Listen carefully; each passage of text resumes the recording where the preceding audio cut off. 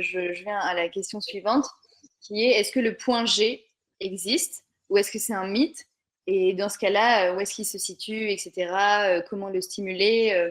Parce qu'au final, entre le clitoris, qui est une zone de plaisir, et aussi le point G, peut en être une. Est-ce que vous pouvez m'éclairer là-dessus? Nous éclairer. Je vais te laisser répondre, Camille, mais avant, j'ai vu passer une remarque très judicieuse dans le chat. Le plaisir n'est pas le même d'une femme à une autre. C'est sûr, de la même façon qu'il n'est pas le même d'un homme à un autre. On ne peut pas avoir le même plaisir d'une personne à une autre. Et je vais plus loin. Chez la même femme, d'une période de sa vie à une autre, le plaisir peut changer. D'un rapport sexuel à un autre, ça peut changer. D'un moment de la journée, parfois, à un autre, le plaisir peut changer. Donc non, on n'a jamais le même plaisir.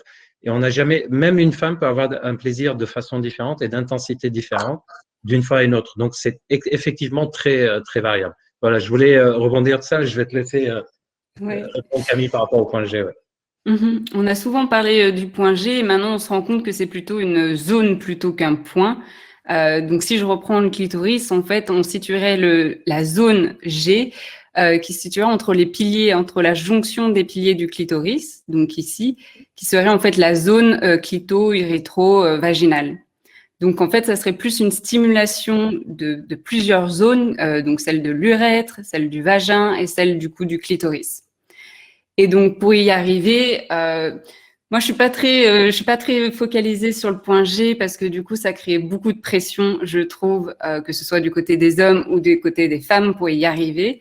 Donc je parle plutôt de se stimuler, de voir ce qui vous fait du bien à l'intérieur de votre vagin, si vous avez des sensations, mais à explorer par vous-même plutôt que de dire ok, ça se situe exactement ici. C'est plutôt une exploration que vous devez faire et qui est vraiment différente et variable d'une personne à une autre. Okay. Et c'est pour aller plus loin sur ce point. C'est une zone, Gilbert. On a dit que c'était une zone.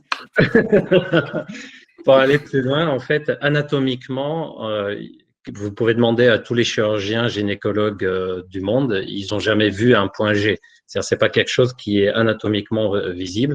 Et toutes les études tendent à montrer qu'effectivement, c'est plutôt la jonction du clitoris que tu montrais tout à l'heure avec l'urètre.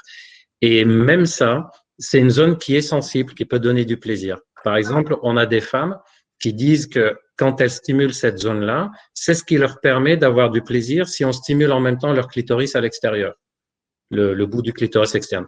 Il y a d'autres femmes qui disent, moi, cette stimulation-là me permet d'atteindre l'orgasme plus facilement.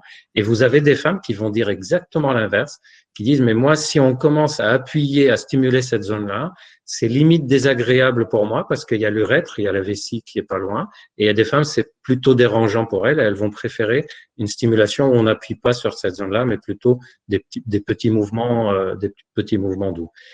Il y a une personne qui a demandé est-ce que c'est ça, ce fameux point G qui se rapporte à l'éjaculation féminine ou le squirt. Et il faut faire distinction entre deux choses. Il y a les femmes fontaines, c'est des femmes qui, normalement, c'est plutôt les femmes qui ont des sécrétions abondantes pendant le rapport sexuel. L'éjaculation, c'est vraiment une expulsion de liquide. Il y a, au moment du plaisir, c'est pas forcément un orgasme, c'est un plaisir très intense. Et pour le moment, cette éjaculation féminine, ça semble plutôt relié à des phénomènes neurochimiques, des décharges hormonales qui se font. On a découvert aussi, il y a une quinzaine d'années, qu'il y avait une prostate chez la femme et qui semble participer aussi à un rôle.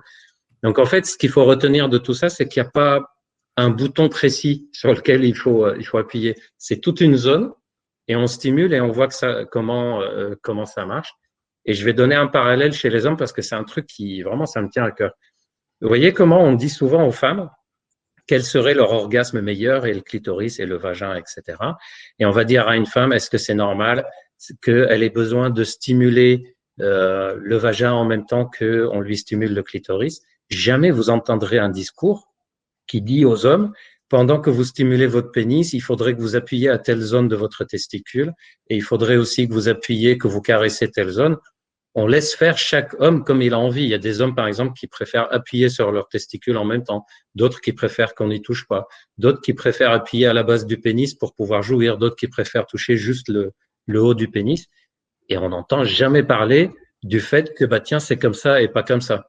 Chez la femme, ça devrait être la même chose. Chaque femme jouit comme elle a envie.